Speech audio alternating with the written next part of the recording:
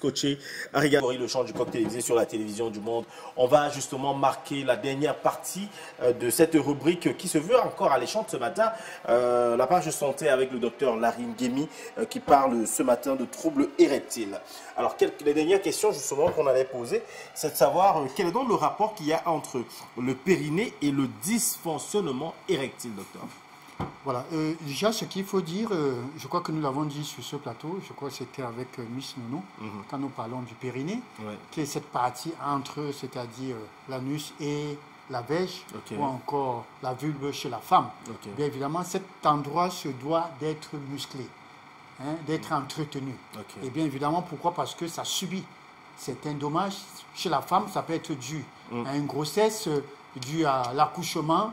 Alors, chez l'homme également, il y a plusieurs facteurs qui peuvent justement déstabiliser ou encore faire affaisser, c'est-à-dire ce périnée-là, notamment les hommes qui, je veux dire les bench-skinners, les hommes, les bench-skinners, ceux qui font du vélo, oui, parce que le fait de s'asseoir en longueur de journée, justement, le périnée souffre. Ça, il faut savoir. Il y a aussi des personnes justement obèses, il y a aussi des personnes qui pratiquent des sports assez intenses. Ça également, il faut faire très attention. D'où il faut faire la rééducation du périnée.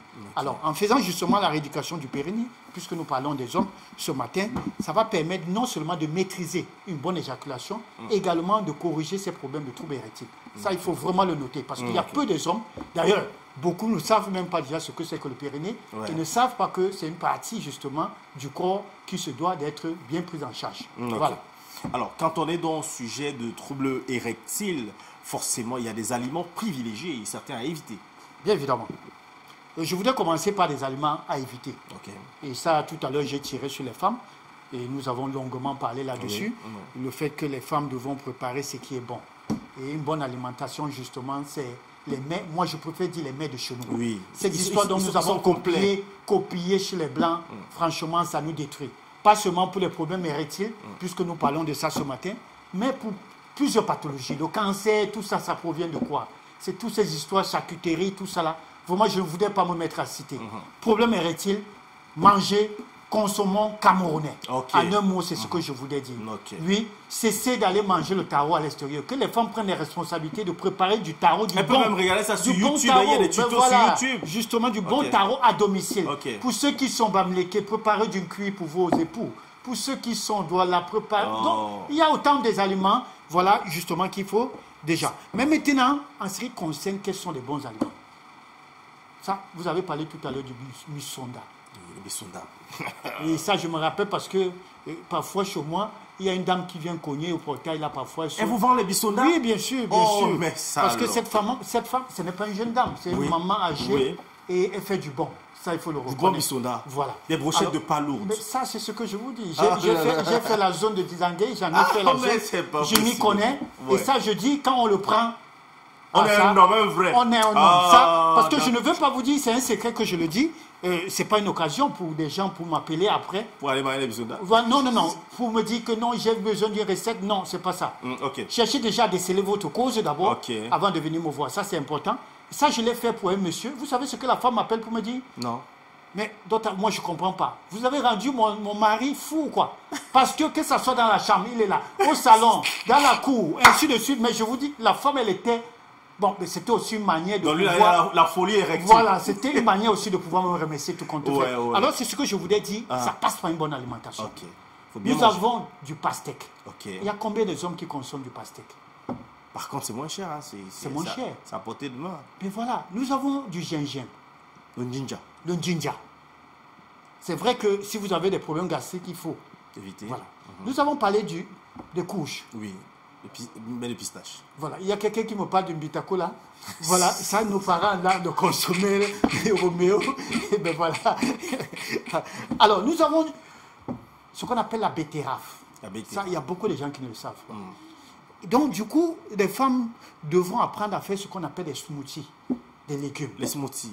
Voilà, les smoothies, c'est justement ces légumes-là qu'on prend, on met dans un mixeur, ou les fruits, et ce n'est pas du jus, c'est-à-dire entier, y compris avec des fibres. Parce qu'il ne faut pas confondre faire des jus de fruits avec les smoothies. C'est deux choses bien différentes. Vous comprenez, c'est le fruit entier qu'on met. Avec tout. Avec tout, c'est voilà. Comme le smoothie de papaye. De papaye, voilà. C'est grain et tout. Justement, ça, c'est très bien. Ça, il faut le faire avec la betterave, avec la carotte.